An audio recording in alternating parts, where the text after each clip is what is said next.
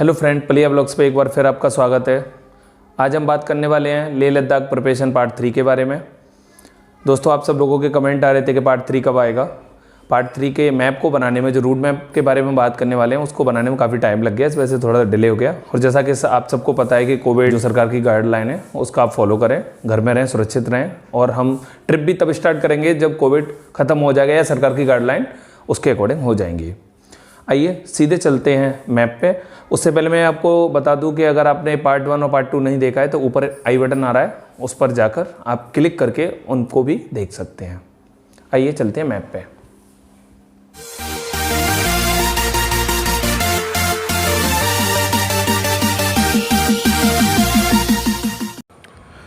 दोस्तों, मैप को स्टार्ट करने से पहले मैं इस मैप के बारे में आपको इन्फॉर्मेशन दे देता हूँ कि इस मैप में मैंने क्या क्या प्रेजेंट किया है। सबसे पहले मैं आपको राइट में दिख रहा होगा कि यहाँ पर मैंने प्रेजेंट किया हुआ है PTFM HS और H, यानी कि इसमें सबसे पहले P मतलब petrol pump, T means tent stay, F for food, medical help, M का जो है मतलब उसमें HS होम स्टे और H मीन्स होटल। ठीक है, इसमें यहाँ से जैसे आप सिटी देख रहे हैं मनाली में नीचे अगर आप देख रहे हैं तो उसमें नीचे लिखा हुआ है PTFMHS और H। तो ये पूरी जो डिटेल है वो मैंने यहाँ पर प्रेजेंट की हुई है। यहाँ पर सबसे पहले दोस्तों दिल्ली से स्टार्ट करते हैं। सबसे पहले पहला दिन स्टार्ट होगा मेरा दिल्ली। सुबह मॉर्निंग रख लीजिएगा 4 साढ़े 4 बजे के समथिंग का टाइम। पहला दिन मेरा जो होगा वो 535 किलोमीटर मेरे को जर्नी करनी पड़ेगी। तो मैं पहले दिन पहुंचूंगा मनाली फर्स्ट डे में मनाली पहुंचने के बाद, क्योंकि ऐसा कुछ वो नहीं है कि नहीं मेरे को पहले दिन में मनाली पहुंचना ही पहुंचना है। मैं मनाली से अगर थोड़ा बहुत पीछे भी रह जाता हूं, कुल्लू रह जाता हूं, तो वहाँ भी चलेगा। ऐसा टारगेट नहीं है कि नहीं मनाली ही पहुँचना है, लेकिन ठीक है, एक टारगेट लेके तो चलना पड़ता है किसी भी ट्रिप को लेके। फर्स्ट डे मेरा मनाली हो गया। मनाली में आप कहीं भी रुक सकते हैं। इससे पहले मैंने जो वीडियो बनाई है बजट की वीडियो है, आप उसको भी देख सकते हैं। कैरी क्या क्या करना है वो भी आपको वहाँ मिल जाएगा। दोनों पार्ट आप ज़रूर देखना अगर आपने नहीं देखे हैं तो, फर्स्ट और सेकंड पार्ट। तो ये तीसरा पार्ट है जिसको मैं बना रहा हूँ, जैसा कि मैंने आपको बताया। मनाली के बाद सेकंड डे हम निकलते हैं। अब हमारे पास 2 रूट होंगे यहाँ से आगे निकलने के लिए। मनाली से 29 किलोमीटर आगे जाने के बाद मेरे को 2 रूट मिलेंगे। पहला होगा बाया रोहतांग पास और दूसरा होगा बाया अटल टनल।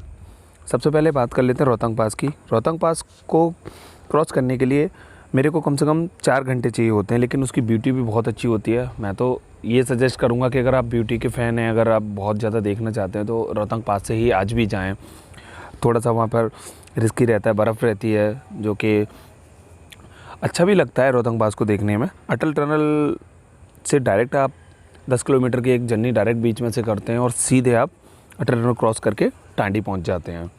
तो ये दोनों फैक्ट हैं। अगर आपको जो भी आपको अच्छा लगे आप वहाँ से आप अपनी चॉइस ले सकते हैं। रोहतांग पास की जो हाइट है वो 13051 फीट है, जैसा कि आपको मैप में यहाँ सामने दिख रहा है।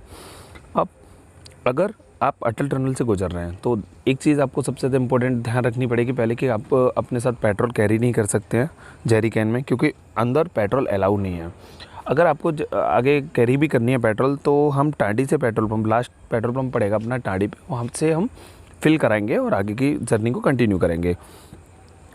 दूसरा ये रहेगा अटल टनल में कि आप बीच में रुक के कहीं भी फोटोग्राफिंग ना करें। जो भी गाइडलाइन है उनको एक बार पढ़ लें अटल टनल की, क्योंकि इशू यही हो जाता है कि बाद में अगर कुछ दिक्कत होती है, कैमरे में हम पकड़े जाते हैं कि हमने फ़ोटोग्राफिंग की कुछ भी किया, तो फिर वो दिक्कत होती है।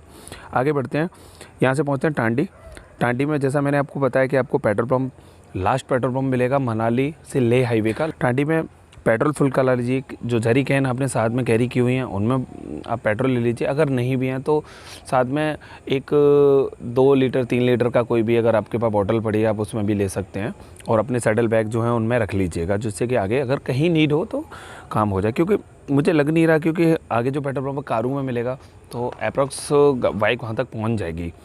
ठीक है, टांडी के बाद निकलते हैं। सबसे पहले पड़ेगा केलोंग के बाद आपको 23 किलोमीटर बाद पड़ेगा जिस्पा के बाद जैसे ही आप थोड़ा सा आगे बढ़ेंगे सबसे पहले एक हाई पासेस पड़ेगा, वो पड़ेगा 12 लाचा। उसकी जो हाइट है वो यहाँ पर मेंशन मैंने कर रखी है, 16046 फीट की हाइट पे है। इसको आप जैसे ही क्रॉस करेंगे आप सरचू पहुँचेंगे। सरचू पहुँचने के बाद आप वहाँ पर अगर कुछ टी ब्रेक ले लीजिए, लंच लेना है लंच ले सकते हैं, या आपको कुछ भी खाना है तो वो आप कर सकते हैं। उसके बाद आपको 2 और 3 हाई पासेस और पड़ेंगे। गाटरलोप्स पड़ेगा, नाकीला पड़ेगा, लाचुंगला पड़ेगा। ये दोनों जैसे कि मैंने यहाँ पे मैप में आपको प्रेजेंट किए हुए हैं। ये सब क्रॉस करते हुए और इस पूरी वीटी को, केलोंग, जिस्पा और सरचू की पूरी वीटी को एंजॉय करते हुए आप आराम से पांग शाम तक पहुँच जाएंगे। सेकंड डे मेरा नाइट रहेगी, वो रहेगी पांग में। मैं सेकंड डे नाइट में जो रुकूंगा पांग में रुकूंगा।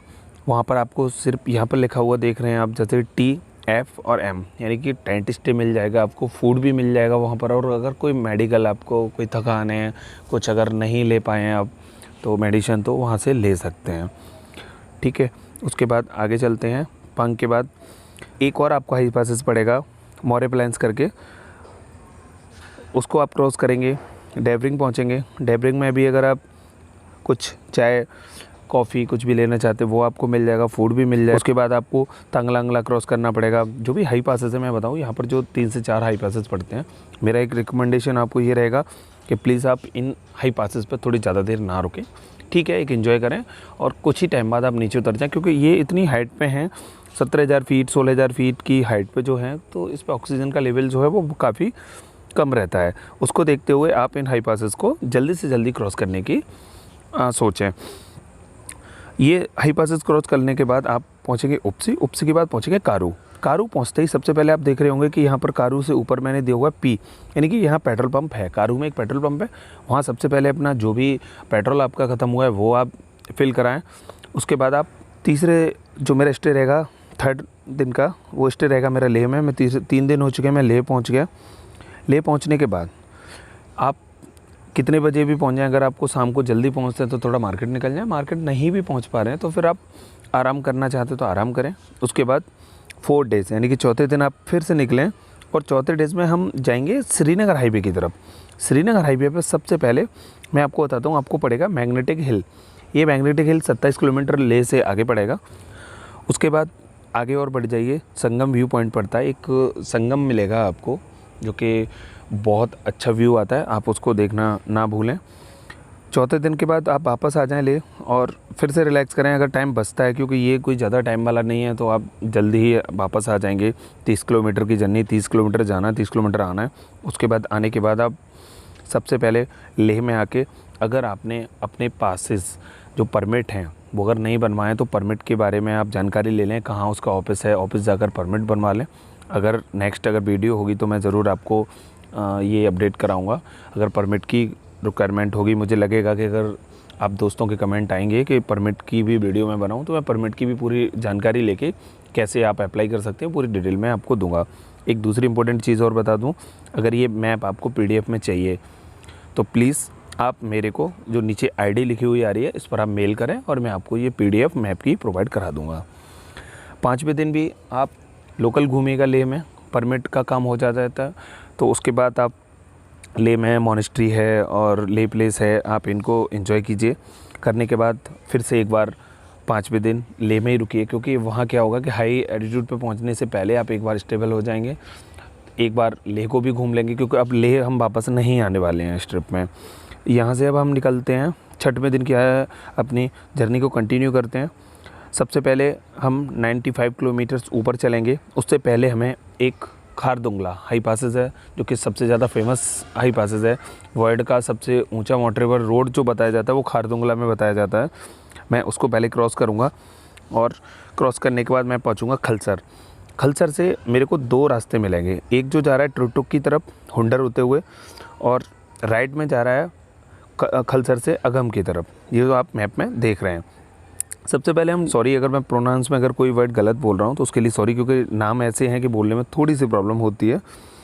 डिस्ट्रिक्ट की तरफ चलेंगे तो सबसे पहले पहुँचेंगे हम हुंडर। अगर आप हुंडर पहुँचते हैं तो हुंडर एक नुब्रा वैली में आता है। नुब्रा वैली में क्या है कि ऊँट होते हैं, एक ऐसी प्रजाति ऊँटों की पाई जाती है जो कि भारत के और किसी कोने में नहीं पाई जाती है। इसको देखने के लिए आपको मैं यहाँ पर ऊँट का एक साइन दे दूँगा किस टाइप मिलते हैं। आपको सर्च करना है कहीं से भी और पता करके मुझे कमेंट में बताना है कि यहाँ नुम्रा वैली में किस टाइप के ऊँट मिलते हैं। ठीक है, अब आगे बढ़ते हैं। नुम्रा वैली में हुंडर को ज़रूर आप एंजॉय कीजिएगा। उसके बाद आप टोटोक अगर जाना चाहते हैं तो टोटोक जाएं, नहीं जाना चाहते हैं तो नेक्स्ट टाइम के लिए ज़रूर रखें कि अगली बार आएंगे तो हम टोटोक जाएंगे। मैंने जर्नी है वो हुंडर तक ही कंटिन्यू की है। उसके बाद आप वापस आएँ, डिस्किट होते हुए खलसर आ जाएँ। खलसर से अगर आपको लगता है 1-2 दिन आपके पास एक्स्ट्रा है तो आप ऊपर पनामिक जा सकते हैं, पनामिक घूम सकते हैं, जो कि पनामिक से सियाचिन बेस कैंप चला जाता है। सियाचिन बेस कैंप जो है वो किसी को अलाउ नहीं है वहाँ तक जाना तो, लेकिन पनामिक भी जा सकते हैं। पनामिक से आप नीचे वापस आ जाइए खलसर। खलसर से हम चलते हैं अगम, अगम की तरफ चलेंगे। अब यहाँ पर एक छोटा सा पॉइंट है कि आपने जो डिस्किट से पेट्रोल दोबारा से भरवाया, क्योंकि यहाँ से हम ले से पेट्रोल लेके चले थे, वो वापस अगर हम हुंडर से वापस आएंगे तो आधा पेट्रोल ख़त्म हो चुका होगा। तो यहाँ डिस्किट में आप देख रहे हैं पी लिखा हुआ है, मैंने पी, तो यहाँ पे क्या है कि पेट्रोल पंप है, तो उस पेट्रोल पंप से आप पहले फ़िल करा लें। पेट्रोल पंप से फ़िल कराने के बाद वापस आप खलसर आएँ। खलसर से अब आपके पास 2 ऑप्शन हैं। अगर आपको डिस्किट में अगर पेट्रोल मिल जाता है तो आप खलसर से अगम आते हुए श्योंक आके रुक जाएँ छठवें दिन। अगर नहीं मिलता है तो फिर खलसर से वापस आप लेह आ जाएँ। अगर आप श्योंक होते ही जाना चाहते हैं तो श्योंक पे पहुंचकर आप छठवें दिन की नाइट स्टे करें। वहाँ पर आपको श्योंक से पास में आपको टेंट मिल जाएंगे या होम स्टे वहाँ पर आपको अवेलेबल हो जाएंगे। अब आप यहाँ से हम नीचे चलते हैं, 7वें दिन की अपनी जर्नी को कंटिन्यू करेंगे। तो 7वें दिन श्योंक से आप डुरबुक जाएंगे, डुरबुक से आगे जाएंगे तो टेंटेस करके एक जगह मिलेगी, उससे 2 ऑप्शन कट रहे होंगे। एक तो डायरेक्ट सुसुल जा रही होगी, एक लुकुंग होती हुई मेरक होती हुई पैंगोंग लेक पहुंचेगी। तो आप इसमें से कोई सा भी रास्ता कर सकते हैं। अगर आप डायरेक्ट सुसुल पहुंचना चाहते हैं तो डायरेक्ट रास्ता ले लें, नहीं तो आप अगर पैंगोंग जा रहे हैं तो मैं कहूँगा बेस्ट रूट है कि लुकुंग होते हुए आप जाएँ। लुकुंग होते हुए आप पैंगोंग पहुँचें, पैंगोंग से एंजॉय करें 7वां दिन, वहाँ पर रुकें नाइट में पैंगोंग लेक में बहुत अच्छा लगता है। जो ऊपर के आसमान में जो तारे होते हैं वो बहुत अच्छे दिखते हैं, और वो फील मैं आपको वर्ड में नहीं बता सकता जो आप वहाँ जाके फ़ील कर सकते हैं। मैं यही सजेस्ट करूँगा, पैंगोंग लेक में आप 100% रुकें। अब अगर आपके पास एक्स्ट्रा डेज़ हैं तो फिर आप 7वें दिन यहाँ से निकल के मेरक होते हुए सीधे आप हानले जाएँ, हानले बैंड से सीधे हानले पहुँच जाएँ। अगर आप हानले नहीं जाना चाहते हैं तो आप ये वापस लुकुंग से ये डोरबुक होते हुए वापस शक्ति होते हुए यहाँ पर आके कारू आ जाएं। कारू जहाँ पर आप लेह मनाली हाईवे मिल जाएगा, आप वापस यहाँ आ सकते हैं। अगर आपको हानले वाला ट्रिप करना है साथ में तो आप हानले जाएं। हानले होते हुए हानले बैंड से सीधे आप हानले पहुँचेंगे, और उसके बाद फिर हानले में आप रुकना चाहते हैं तो रुकें, अगर नहीं रुकना चाहते, क्योंकि मैंने अपनी जर्नी में हानले को नहीं ऐड किया हुआ है, सिर्फ जाने वाला ऐड किया कि आप जाएँ और वापस आ जाएँ। तो वापस आएँगे तो 8वां दिन आपको ये न्यूमा में पड़ेगा। न्यूमा में आप स्टे करें 8वां दिन। स्टे करने के बाद, क्योंकि यहाँ पे आपको टेंट मिल जाएगा, उसके बाद आप सुबह मॉर्निंग जल्दी निकलें, माहे ब्रिज पहुँचें। माहे ब्रिज से अगर आपको सुमोड होते हुए अगर आपको शुमोरेरी जाना है, शुमोरेरी एक लेक है जो कि बहुत अच्छा लगता है वहाँ पे भी, लेकिन मैं तो सजेस्ट करूँगा कि आप अगर एक बार में सारी चीज़ें कवर ना करें, क्योंकि ऊपर मैंने टुटुक छोड़ रखा था, ऐसे ही इसको भी छोड़ रखा, क्योंकि कुछ चीज़ें आप छोड़ देंगे तो जिससे कि आगे अगर आप आएंगे तो एक बार आपको इंटरेस्ट रहेगा, और दोनों ही मेमोरी एकदम आपस में मर्ज नहीं होंगी कि वो वैसी थी ये थी, अगली बार जाएंगे तो कुछ नया मिलेगा।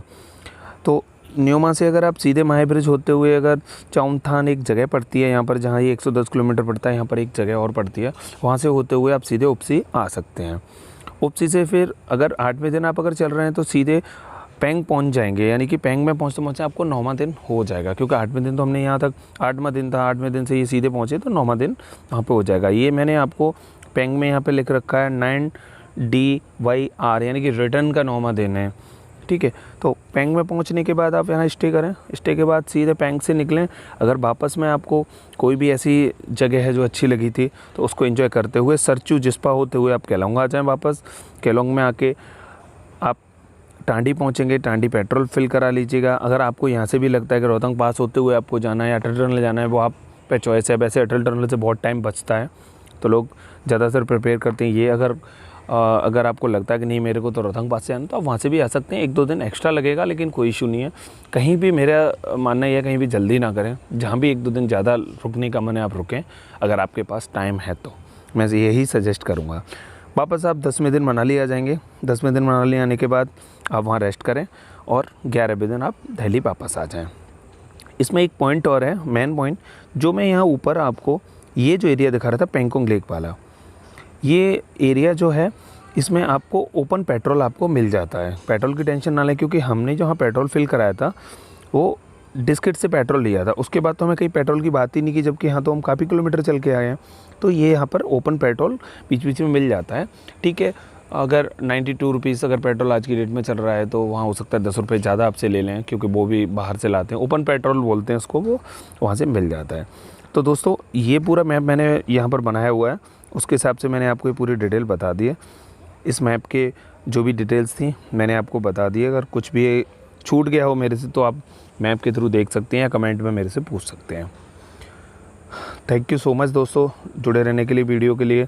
सब्सक्राइब अगर चैनल नहीं किया तो प्लीज़ कर लीजिएगा, क्योंकि आगे की भी जो वीडियो आएंगी उनमें मैं आपको पूरी जानकारी देने वाला हूँ लेह लद्दाख की ट्रिप के बारे में या उसके अलावा किसी और ट्रिप के बारे में भी। धन्यवाद।